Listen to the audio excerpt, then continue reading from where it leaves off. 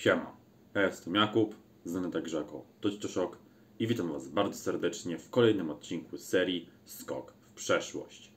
I dziś na warsztat bierzemy album Vedbwens Ende, Written in Waters. Zapraszam.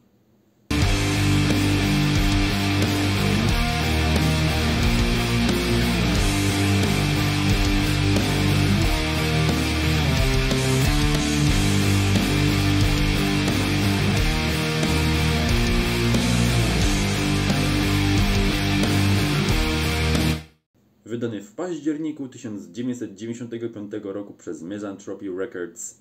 Wcześniej ukazał się album demo zatytułowany Those Who Carries the Veil z 1994 roku. 3 lata później wznowiony jako epka. Dobry materiał, choć troszeczkę inny niż to, co mamy tutaj. Jeśli chodzi natomiast o skład, to jest on następujący. Carl Michael Ide, który gra tutaj na perkusji, a także śpiewa czystym wokalem. Yusuf Parvez, czyli wikotnik, grający na gitarze i śpiewający growlem, oraz Hugh Miney, znany także jako Skull, grający na basie, na klawiszach i śpiewający również w jednym z utworów. No i gościnnie występuje tutaj także Lil Catherine Stenstrud, która gościnnie śpiewa w jednym z utworów, którą możecie kojarzyć z gościnnego występu na albumie Bergtat grupy Ulver. Płyta nagrana została w maju 1995 w znajdującym się w Oslo Endless Studio, no i został samodzielnie wyprodukowany przez zespół. A więc 95 rok to jest okres, kiedy to black metal przeżywał, nazwijmy to, swego rodzaju renesans. Co w tamtym czasie się ukazało z tego gatunku? W 1995 roku wyszedł chociażby album Bergtat grupy Ulver, o którym mówiliśmy już jakiś czas temu. Wyszedł także album Panzerfaust grupy Darkthrone, Battles in the North Immortal. Ukazał się także wtedy debiut Timu Borgir, For Altid, no i debiut Dødheimsgard, Krone til Konge. W 1994 zaś ukazał się album In the Nightside Eclipse Emperor, Hvist List Taos Burzum, The Mysteries Dom Satanas Mayhem czy Transylvanian Hunger grupy Darkthrone. A więc nakreślmy teraz jedną rzecz. Written in Waters jest albumem, który nie brzmi jak żadna z wyżej wymienionych płyt. Na pewno nie jest to black metal, a już na pewno nie klasyczny. Melodyjny, symfoniczny black metal pokroju Dimmu Borgir też nie. Więc jak najprościej jest skategoryzować ten album? Jeśli ktoś już chce się bawić w szufladki, to najprościej jest skategoryzować Written in Waters jako awangardowy black metal. No właśnie. Jak brzmi Written in Waters? Jest to album dość specyficzny. Nie tyle nawet na tle innych płyt z tamtego okresu, co tyle jest to album specyficzny na swój sposób. Bo powiem Wam całkowicie szczerze, że nie znam drugiej takiej płyty, która brzmiałaby tak jak Written in Waters. Jeśli chodzi o kompozycję, no to jest to album, który z jednej strony zawiera elementy charakterystyczne dla muzyki black metalowej, ale z drugiej strony wprowadza też dużo nowych rzeczy. O co dokładnie chodzi? Jeśli na przykład chodzi o riffy gitarowe, to z jednej strony mamy riffy dość charakterystyczne dla black metalu. Mamy też wokal, będący charakterystycznym dla black metalu growlem w wykonaniu wikotnika, ale z drugiej mamy też dużo riffów mocno inspirowanych jazzem, które w ogóle z black metalem się nie kojarzą. No i do tego jeszcze dochodzi wokal Carla Michaela, który jest na swój sposób dość specyficzny. Dla niektórych może być odpychający, ale pasuje do tych utworów. Riffy na tym albumie są naprawdę nietypowe, ale naprawdę są dobre, to trzeba przyznać. Posłuchajcie sobie otwierający riff do utworu I Sang for the Swans. Znacie jakiś inny zespół, który zagrał taki riff? Bo ja nie.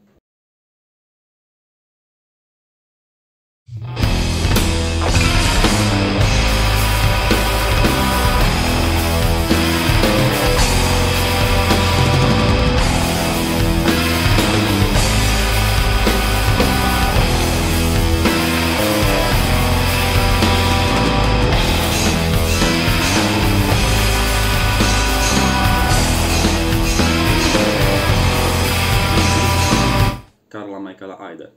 To jest trochę podobnie jak z riffami. Z jednej strony Carl gra motywy dość rytmiczne, inspirowane dość mocno jazzem, ale z drugiej gra też blasty. Są utwory, gdzie gra i tak.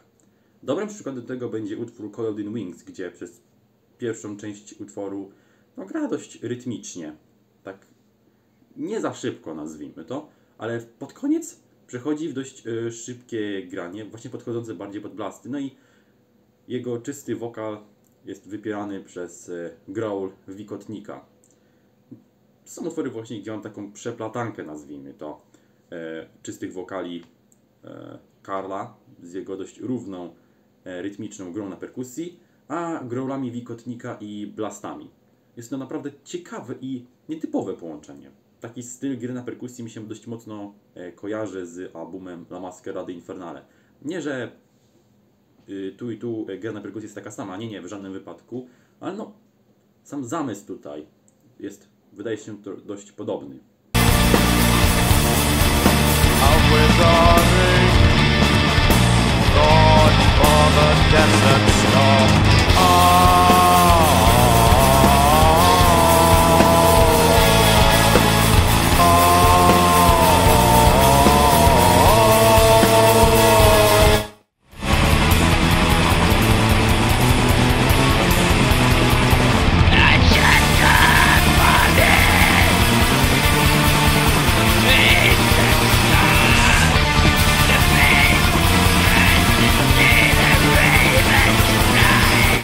Skoro już mowa o przeplatankach, jest jeden utwór, o którym trzeba wspomnieć. Mianowicie Autumn Leaves, czyli spokojna balladka. I to jest ten utwór, w którym gościnnie śpiewa Lil Catherine Stensrud. W tym utworze nie ma aż tak ciężkich riffów, nie ma blastów i Karl Michael Eid gra dość powoli. Nie ma także growlu wikotnika. Jest to utwór dużo spokojniejszy, w którym to Karl Michael Eid śpiewa czystym głosem na współkę właśnie z Lil. No i jest to ciekawy, dość klimatyczny i wciągający utwór. Co prawda jest to taka spokojna balladka, ale no naprawdę działa. Tak powinny brzmieć tego typu balladki moim zdaniem. Naprawdę bardzo ciekawy i inny utwór, zupełnie inny niż reszta płyty.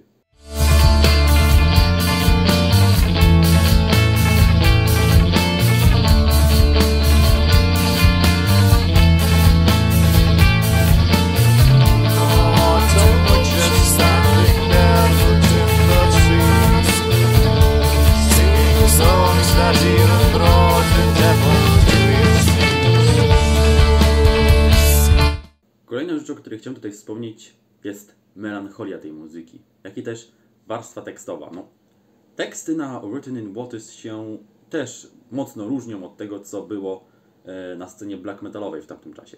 O czym nawet wspomniał sam Wikotnik, twierdząc, iż teksty utworów na tej płycie wyprzedzały swoje czasy. No bo w tamtym czasie większość zespołów black metalowych śpiewała bardziej o szatanie, antychrześcijaństwie itd. Teksty na Written in Waters bardziej dotyczą snów, wyobraźni itd. Jednak według Wikotnika mogą dość mocno oddziaływać na osobę, która nie jest w dobrym stanie mentalnym. Choć stwierdził, iż nie jest to aż takie trudne, by je śpiewać. Przykładem będzie taki utwór Dance So Cold, do którego sam Wikotnik napisał tekst. Bo do wszystkich pozostałych napisał Karl Michael Eid, który w jednym z wywiadów podkreślił, iż nie byłby w stanie w dzisiejszych czasach napisać takich tekstów, jak napisał właśnie w tamtym czasie na Written in Waters. No bo też sama muzyka, jak i też sposób śpiewania Karla na tej płycie dodaje tego klimatu, który jest dość melancholijny, jakby nie patrzeć. Nie jest to płyta wesoła, ale ten klimat tutaj naprawdę działa.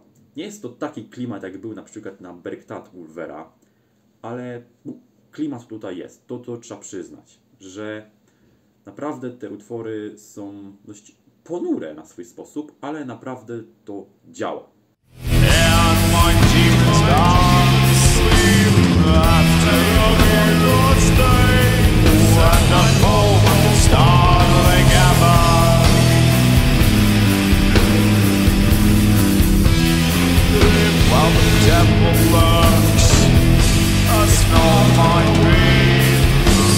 That's what I mean.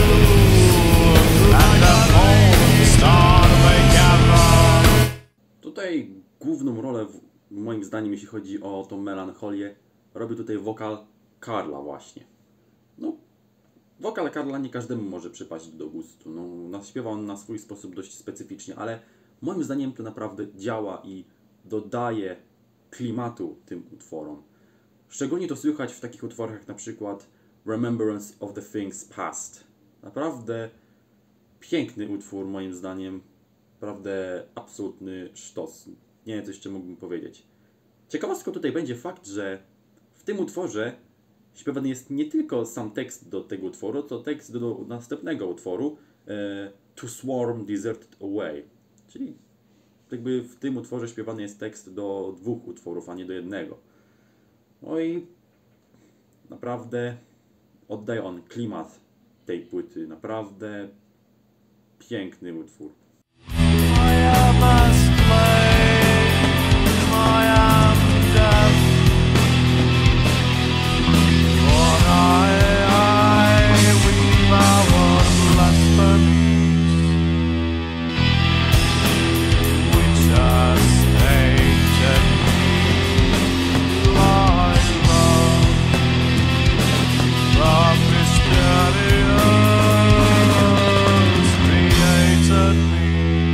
Jeszcze na samym końcu chciałem wspomnieć o ciekawostce, a mianowicie 2 utwory z tej płyty, czyli You That May Wither i Carrier of Wounds, pojawiły się wcześniej na wspomnianej przeze mnie demówce, później też epce, Those Who Carries the Pale.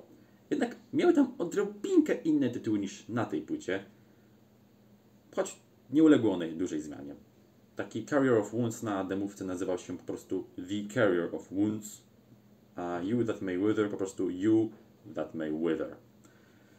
Na tej płycie są one troszeczkę bardziej dopracowane niż na demówce. Mam troszeczkę lepsze brzmienie moim zdaniem. No ogólnie utwory na Written in Waters są troszeczkę bardziej dopracowane i moim zdaniem trochę lepsze niż na demówce. No bo Those Who Carries the Pale to była jak najbardziej dobra demówka, choć w porównaniu do ich jedynej płyty studyjnej no troszeczkę mniej dopracowana była. No, Written in Waters to moim zdaniem świetny krążek, bardzo awangardowy, ale naprawdę dobry, to trzeba przyznać. Jest na swój sposób eksperymentalny i wyróżniający się na tle tak naprawdę wszystkiego, co w tamtym czasie wyszło. Widziałem nawet twierdzenie, iż to jest taka trochę podwalina tego, czym jest post-black metal, no bo kiedyś słyszałem takie twierdzenie, że nie do końca wiadomo, czym jest ten post-black metal.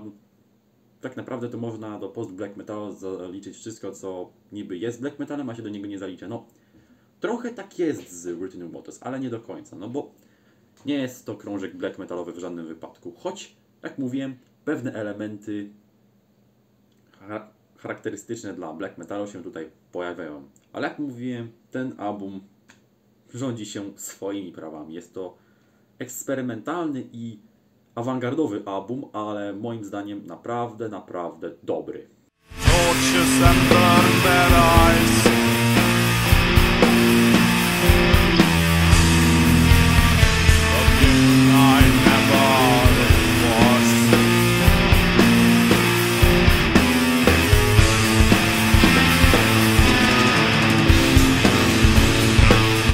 No to nadszedł czas na parę słów podsumowania dzisiaj omawianej płyty. Moim zdaniem Written in Waters to piękny, znakomity album, który jest jedyny w swoim rodzaju. Bo tak jak wspomniałem, nie znam drugiej takiej płyty, która brzmi tak jak Written in Waters właśnie.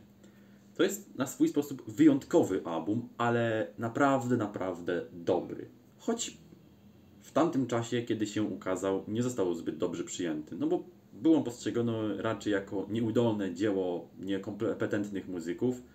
Jednak z perspektywy czasu jest on uważany za innowacyjne i wpływowe i wyjątkowe dzieło. Ja się z tym całkowicie zgadzam. To jest piękny, awangardowy, innowacyjny album, który jest, jak mówiłem, na swój sposób wyjątkowy, bo nie znam drugiej takiej płyty, która brzmiałaby tak jak ten album, a już na pewno nie znam drugiej płyty z tego okresu, która brzmiałaby tak jak Written in Waters właśnie. Moim zdaniem to znakomity album, który zdecydowanie warto sprawdzić, jeśli ktoś się nie zna, a nuż może się spodoba. Niestety zasmucić może fakt, że jest to dość rzadki album. Niestety dość ciężko go znaleźć w rozsądnej cenie w szczególności.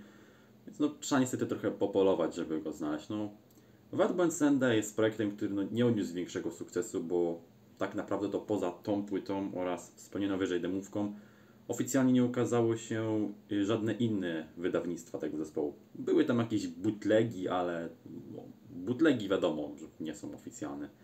No, trochę szkoda, bo to projekt z dużym potencjałem i pomysłem na siebie, więc no, szkoda, że nie odniósł on większego sukcesu, jak inne awangardowe zespoły, jak Arcturus na przykład.